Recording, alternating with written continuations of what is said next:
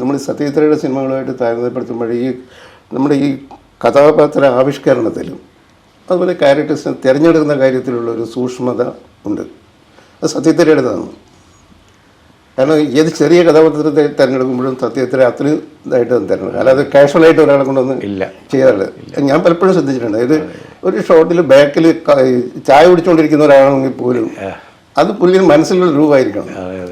അത് ഈ മറ്റേ അപരാജിതോ ചെയ്യുമ്പോൾ സൗമിത്ര അദ്ദേഹത്തെ കാണാൻ വേണ്ടിയിട്ട് ബിഷപ്പ് ലെഫ്റ്റ് റോഡ് പോയപ്പോൾ എൻ്റെ അബുവിന് ഇത്രയോ പൊക്കമില്ല എന്ന് പറഞ്ഞ് മടക്കി വെച്ച ആളാണ്.